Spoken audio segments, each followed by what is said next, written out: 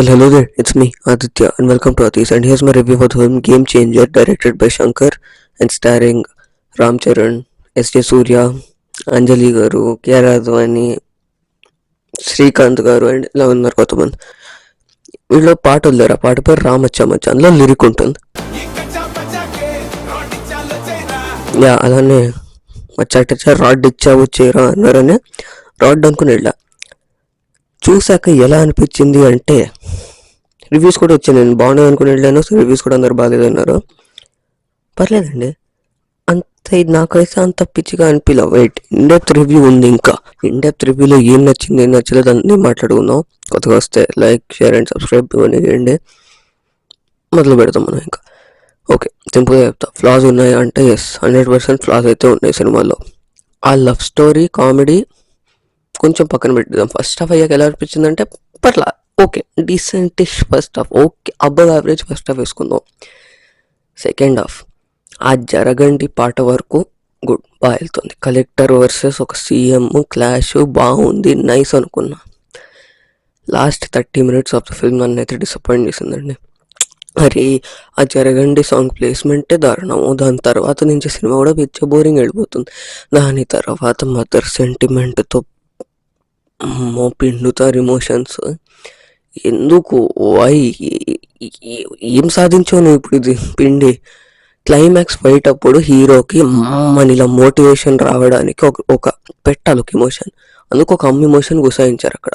గుసాయించాక పక్క నుంచి హీరోయిన్ దోపు నరుస్తుంది, దాంతో అయిపోతుంది. నువ్వు ఇప్పుడు పెట్టి ఏం సాధించావు ఎమోషన్? వై? ఎవరికి ఏమైంది ఇప్పుడు నువ్వు అది పెట్టి? No one knows. అండ్ ఇంకా నెగిటివ్స్ గురించి మాట్లాడితే హీరో ఐఏఎస్ ఎందుకు అయ్యాడు అని దానికి ఒక బ్యూటిఫుల్ రీజనింగ్ ఇస్తారు.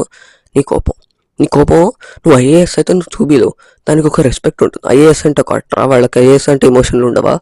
ఇలా ఉంటాయి కొన్ని ఫ్లాస్. కానీ సింపుల్గా స్టెప్ బై స్టెప్ ఇంకా పాజిటివ్ నెగిటివ్స్ కూడా ఇంకా చాలా ఉంటాయి సినిమాలో. రైటింగ్ కొన్ని చోట్ల లాజికల్లీ బూతులు వస్తాయి సినిమా చూస్తున్నప్పుడు. లైక్ హీరో వాళ్ళ నాన్న దేనికోసం అయితే ఫైట్ చేస్తున్నారో, హీరో ఇప్పుడు సెకండ్ హాఫ్లో కథ సరిగ్గా వినలేదు అనుకుంటా, దానికి ఆపోజిట్ డబ్బులు తీసుకోండి కానీ ఓట్ వేయకండి అంటాడు. ఏం ఓకే, ఇలా కొన్ని ఫ్లాస్ అయితే ఉన్నాయి రైటింగ్ వైపు సినిమాలో. ఓవరాల్ సినిమా అయితే నాకు పర్సనల్లీ ఎంగేజింగ్గా ఉండింది. లాస్ట్ 30 minutes దెబ్బేసింది, కానీ overall movie the most part ఎంగేజింగ్గానే ఉండింది. ఏమేమి బాగున్నాయంటే మాట్లాడుకుందాం. చెప్పగా second half, first 45 minutes of the second half nice, బాగుంది, బాగా వెళ్తుంది, మంచి క్లాష్. ఎలివేషన్లు బాగున్నాయి. రామ్ చరణ్ గారిని అక్కడ స్క్రీన్ మీద బాగా చూపించారు, అలా బాగా వెళ్తుంది. మ్యూజిక్, తమనన్న బ్యాక్గ్రౌండ్ మ్యూజిక్ బాగుండింది. లైక్ ట్రైలర్లో చూస్తున్నప్పుడు ఏంటి అనిపించింది, కానీ థియేటర్లో సౌండ్ అదంతా బాగుండింది. బీజిఎం బాగుండింది. సాంగ్స్ ఓకే, సినిమాలో 3 పాటలు పర్లేదు అనిపించాయి. దోప్ లవ్ స్టోరీ అంత ఎక్కలేదు, దోప్ పాట కూడా నాకు అంత ఎక్కల. అండ్ సింపుల్గా అదే చెప్తున్నానండి, సినిమాలో బేసికలీ ఫస్ట్ హాఫ్లో నీకేమనిపించిందంటే ఆ IAS politics portion of the movie బాగుంటుంది. దాన్ని వదిలేసాక మిగతా పోర్షన్ ఆఫ్ ద మూవీ అనిపిస్తుంది. ఓవరాల్ ఫస్ట్ హాఫ్ అయ్యేసరికి ఓకేష్ అనిపిస్తుంది. ప్రీ ఇంటర్వెల్ బ్యాంగ్ అది బాగుంటుంది. క్లైమాక్స్ ఆఫ్ ద మూవీ కూడా నాకు అంత హై రాలేదు. ఏదో జరుగుతుంది, ఓకే, సో వీపుదమ్మంటే అవేవో వచ్చాయి. లాస్ట్లో ఒక 2 ఏమంటారు కూడా తెలియదు నాకు దాన్ని.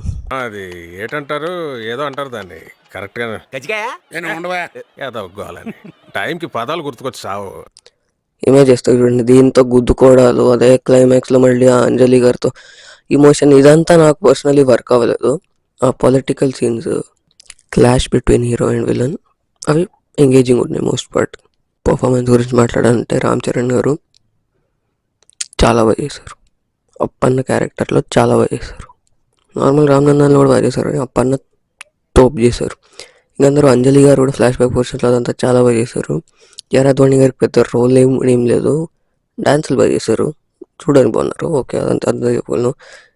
ఎస్జే సూర్య గారు ఇంకా ఏమో సేమ్ సరిపోదు, శనివారం మానాడు ఆ టైప్ ఉన్నా పట్ల బాగా చేశారు. శ్రీకాంత్ గారు కూడా బాగానే చేశారు, పర్ఫార్మెన్స్లు బాగున్నాయి. సినిమాటోగ్రఫీయే కొంచెం తేడా కొట్టిందంటే, కెమెరాను అటు తిప్పి ఇటు తిప్పి అని చూపించండి అయ్యా, మొహం చూపించండి అనిపిస్తుంది. అంటే అక్కడ మ్యూజిక్ వస్తుంది, ఫాస్ట్ పేస్డ్ ఎడిటింగ్ ఉంటుంది ఆ సీన్లో, కెమెరా అటు ఇటు తిప్పేస్తారు. అది ఒక పాయింట్ వరకు బాగుంటుంది, దాని తర్వాత అనిపిస్తుంది. ఇంకా ఎడిటింగ్ కూడా towards the end of the film cinema full fast pace చేసాం అది ఇది అంటారు. Climax of the last 30 minutes పిక్చర్స్లో అయిపోతుంది సినిమా. అదే చెప్తాను.